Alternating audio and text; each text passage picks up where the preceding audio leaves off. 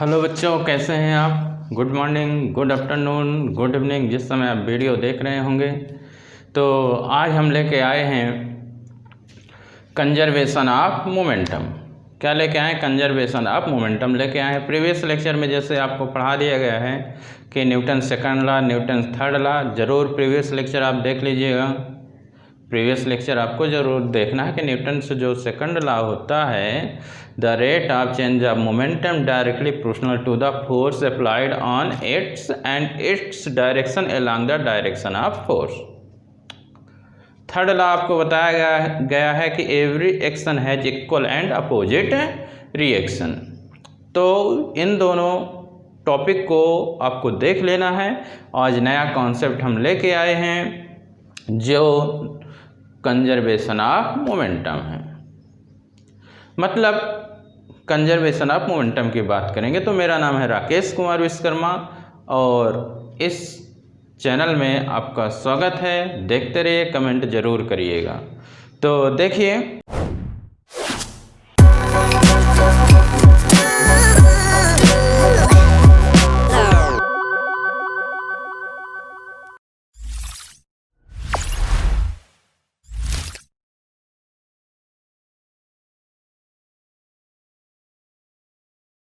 Conservation of momentum. Conservation of momentum का मतलब ये हुआ कि मोमेंटम के बारे में जैसे बताया गया था कि mass into velocity. Mass into क्या होता है? वेलोसिटी होता है। क्या कहलाता है वो? मोमेंटम कहलाता है कि the product of mass and its velocity is called momentum कहलाता है। यानी जो इफेक्ट ऑफ जो मोशन है, इफेक्ट ऑफ मोशन को रिप्रेजेंट करना है तो मास और वेलोसिटी दोनों क्या होती हैं? ज़रूरी होती हैं, यानी product of mass and velocity.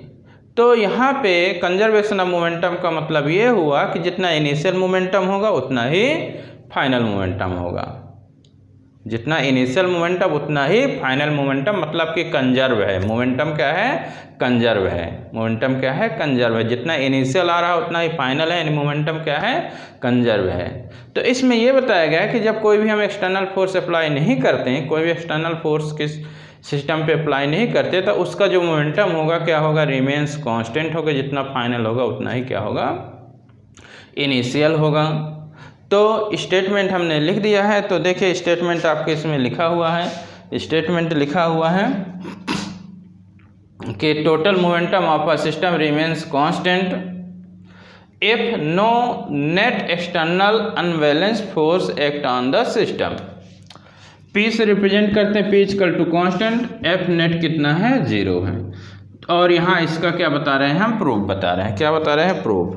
तो प्रूफ में देखिए कि हमारे पास कितनी बॉडी हैं? 2 हैं। तो मास जो है, मास ऑफ जो ए बॉडी है तो m1 लिए हैं और उसकी वेलोसिटी कितनी लिए हुए हैं? वेलोसिटी हमने क्या ले लिया है? u1 ले लिया है। और जो दूसरी है मास ऑफ जो बी बॉडी है उसका m2 मास है और उसकी वेलोसिटी हमने कितना ले लिया है? वेलोसिटी u2 लिया गया है। अब जब ये अभी मोशन कर रहे हैं, कैसे? u1 और u2 से क्या कर रहे हैं? इसे मोशन कर रहे हैं। यहाँ पे u1 आपका ज़्यादा होगा u2 से। u1 इज ग्रेटर देन, तभी तो जाके इससे टकराएगा। तो u1 is greater than u2। तो जब ये टकराए नहीं तो उस समय इनका जो मोमेंटम होगा, इसका मोमेंटम कितना हो जाएगा? m1 u1। Momentum of body ए कितना हो जाएगा? m1 mass into velocity, mass into velocity. अब b का मोमेंटम कितना हो जाएगा? b का कितना होगा? m2 u2 mass into velocity. तो टोटल कितना हुआ? टोटल मोमेंटम जब ये अभी टकराए नहीं हैं, अभी अलग अलग है, अभी बिफोर कोलिजन का मतलब अभी इनमें टक्कर नहीं हुई है। बिफोर कोलिजन जब टकराए नहीं तो उस समय इनका मोमेंटम m1 u1 प्लस कितना हो जाएगा? m2 u2 हो जाएगा। ये क्या हो जाएगा आपका? बिफोर कोलिजन इतना क्या हो जाएगा? इसका मोमेंटम हो जाएगा जब नहीं टकराए हैं। अब ये चल रहे हैं, u1 की स्पीड ज़्यादा है। किसकी स्पीड ज़्यादा है? u1 ज़्यादा तेज़ से चल रहा है। u1 मतलब पहला ए बॉडी ज़्यादा तेज़ चल रही है, बी बॉडी की स्पीड क्या है? कम है। तो ए बॉडी ज़्यादा स्पीड है और बी की स्पीड क्या है, कम है, तो ये आपस में क्या होंगे, टकराएंगे। क्या होंगे, टकराएंगे। यहाँ पे शायद नहीं दिख रहा है इस पॉइंट में, यहाँ पे नहीं दिख रहा, यहाँ पे हम लिख दे रहे हैं। इसके बाद इधर लिखा हुआ टोटल मोमेंटम कब का है ये, बिफोर कोलिजन, जब टकराए नहीं हैं। कितना हो गए, दोनों क्या कर दोगे, प्लस कर दोगे, दोनों को क्या कर दो आप, प्लस कर दोगे, इतना आपका ये आ जाएगा। अब क्या होता है कि जब ए की स्पीड ज़्यादा है बी से, तो ये क्या होंगे, टकराएंगे। ए की स्पीड बी से क्या है आपकी ज़्यादा है, तो इनमें कोलिजन होगा, तो इनकी वेलोसिटी क्या हो जाएगी, चेंज हो जाएगी। अब ये स्पीड ए की ज़्यादा है बी से, तो जो ए बॉडी है बी से क्या हो रही है, टकरा रही है।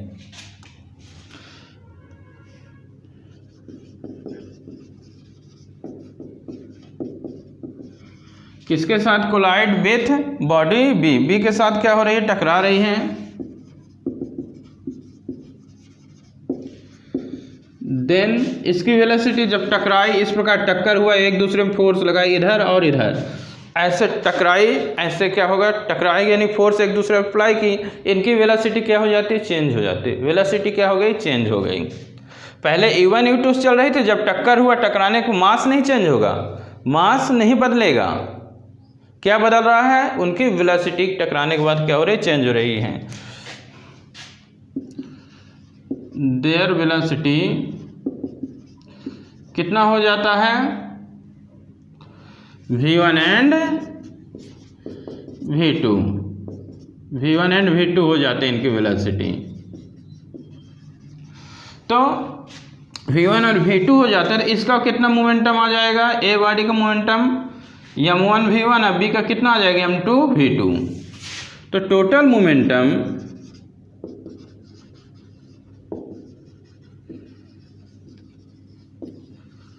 कोलिजन कितना हो जाएगा आपका, प्लस कर दो, क्या कर दो, प्लस कर दो, m1 V1 plus m2 V2। ये क्या कर दिया हमने, प्लस कर दिया, दोनों को अब हमने क्या कर दिया, प्लस कर दिया, बिफोर कोलिजन और आफ्टर कोलिजन। अब ये क्या कर रही हैं, फोर्स लगा रही हैं, एक दूसरे पे क्या कर रही हैं, फोर्स लगा रही हैं। तो फोर्स लगा रही हैं, तो जो फोर्स होता है the rate of change of momentum होता है। टी टाइम पे मान लीजिए फोर्स लगा रही हैं, तो rate of change of momentum होता है।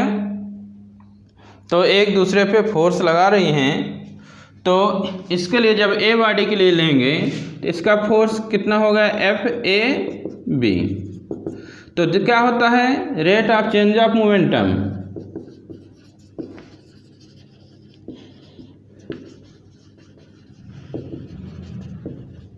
बॉडी ए का, किसका, ए बॉडी का। इसमें हम बात कर रहे हैं ए बॉडी में जब ये टकरा रही हैं, तो FAB जब निकालेंगे, ए पे जब निकालेंगे तो कितना हो जाएगा, rate of change of momentum of body A. तो क्या मोमेंटम का कॉन्सेप्ट अपने को पढ़ाया गया है कि force equal to mv minus U upon time होता है, ये आपका बताया गया है मोमेंटम। तो ए बॉडी का है, तो मास कितना है, m1, उसकी वेलोसिटी v1 हो जाएगी, u1 हो जाएगा, और कितने टाइम के लिए ले रहे हैं, t टाइम के लिए, m1 v1 माइनस u1, ये इसकी क्या हो जाएगी, ये इतना इस प्रकार आ जाएगा। अब क्या करेंगे कि ये इसी प्रकार हम किसका निकाल लें, सेकंड का निकाल लें, किसका निकाल लें, सेकंड का निकाल लें। जब सेकंड का निकालोगे तो FBA इक्वल टू लोगे तो कितना हो जाएगा, रेट ऑफ चेंज ऑफ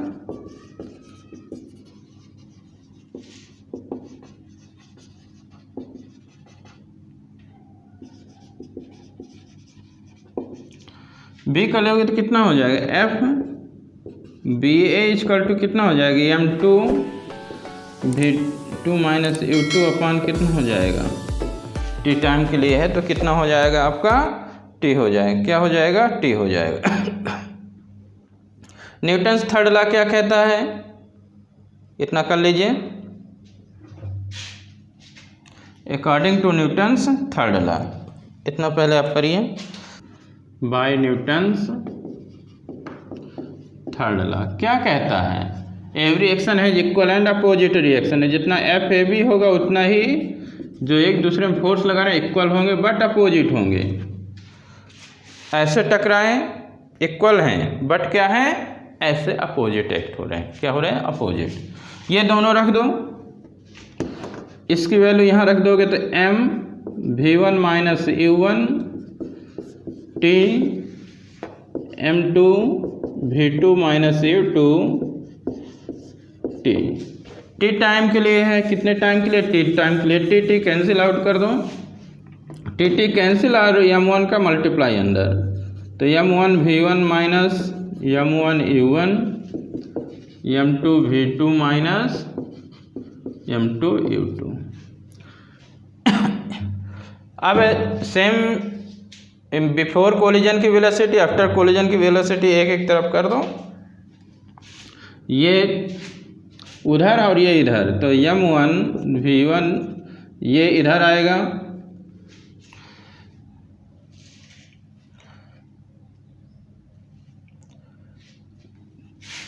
तो m1 v1 minus m2 u2 ये हो गया। तो एक एक तरफ इनकी वेलोसिटी को हम क्या कर रहे हैं, यहाँ पे आपका माइनस है, ये माइनस है, ये इधर आएगा तो क्या हो जाएगा, प्लस हो जाएगा, क्या हो जाएगा, प्लस, ये इधर गया तो प्लस हो गया, ये माइनस, इस माइनस से ये किस में कन्वर्ट हो जाएगा, प्लस में कन्वर्ट हो जाएगा।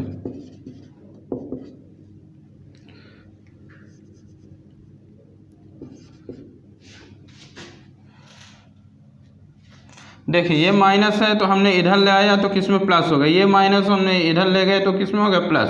ट्रांसफ़र करने पे इक्वल से क्या होते हैं, उनके साइन क्या हो जाते हैं, चेंज हो जाते हैं, साइन क्या हो जाते हैं, चेंज हो जाते हैं।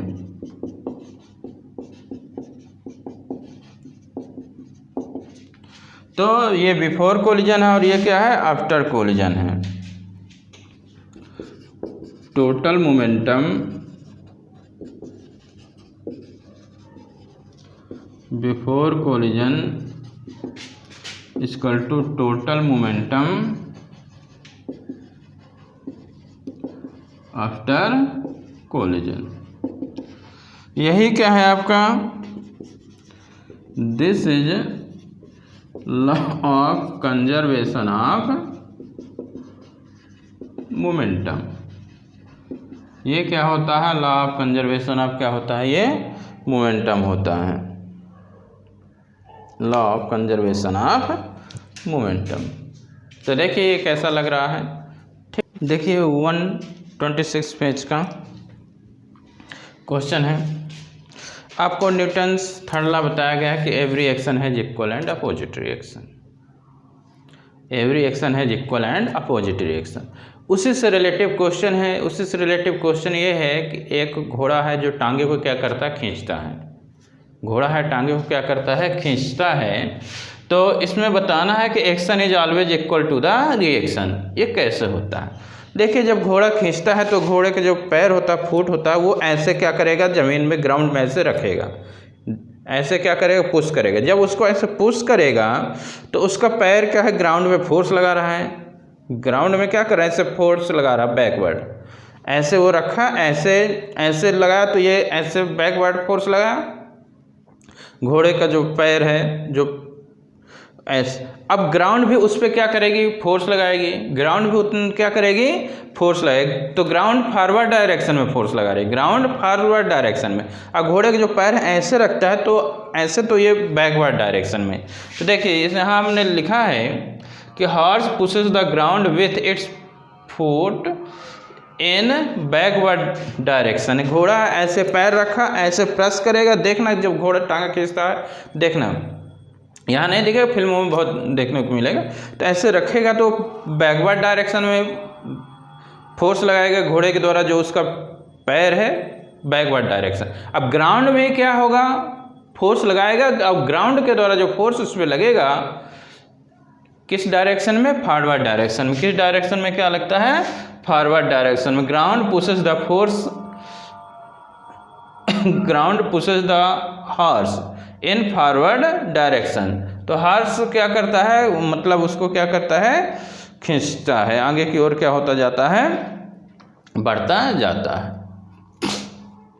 सेकंड क्वेश्चन है कि जो फायरमैन होते हैं, देखे होंगे जो आग लगती है, जो फायरमैन होते हैं जो रहता है, तो उनमें देखते हो कि बहुत बड़ा वो पानी पकड़ने के लिए जब उसको प्रेशर चालू करते हैं तो उसमें बहुत ज़्यादा, ये मतलब रियलिटी में यदि न देखे हो फिल्मों में, बट आप लोग सभी जनरली देखे होंगे, तो ऐसे पकड़े रहता है, तो इतना उसका हाई प्रेशर हाई फोर्स रहता है कि बहुत ज़्यादा क्या होता है, प्रेशर होने के कारण, फोर्स होने के कारण क्या होता है, थोड़ा उसको बैलेंस करना क्या होता है, डिफिकल्ट होता है। तो यहाँ पे वही चीज़ है कि देखो, force is ejected, water is ejected with a large forward force.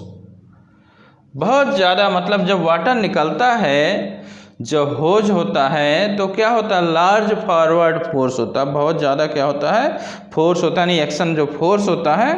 और due to reaction the fireman experience a large backward force. जब वो पानी ऐसे इजेक्ट होगा, निकलेगा, तो फायरमैन को भी क्या लगेगा, झटका लगेगा, फोर्स लगेगा, किस डायरेक्शन में, बैकवर्ड। जैसे गन है, आप देखे होंगे गन जो चलाते हैं ऐसे, तो पीछे की ओर झटका लगता है, यही क्या होता है कि बैकवर्ड डायरेक्शन में एक फोर्स लगता है, इक्वल एंड अपोजिट जो न्यूटन्स थर्ड लॉ होता है उसी के अकॉर्डिंग होता है। आगे की ओर बुलेट गई, अब पीछे की ओर क्या है, गन गई, आगे की ओर बुलेट, पीछे की ओर गन, अपोजिट डायरेक्शन में गन क्या करता है, पीछे की ओर चलती है, वो झटका मारती है। तो जो गनर होते हैं एक्सपीरियंस क्या करते हैं, जर्क, झटका उनको क्या करता है, लगता है। गन चला ऐसे तो आगे की ओर बुलेट गई, और गन किधर की ओर, पीछे की ओर, तो जब गन पीछे की ओर तो हमको क्या लगता है, झटका लगता है। तो ये कैसा लेक्चर लगा ज़रूर कमेंट करके ज़रूर बताइएगा, देखते रहिए, शेयर करिए। Okay, thank you.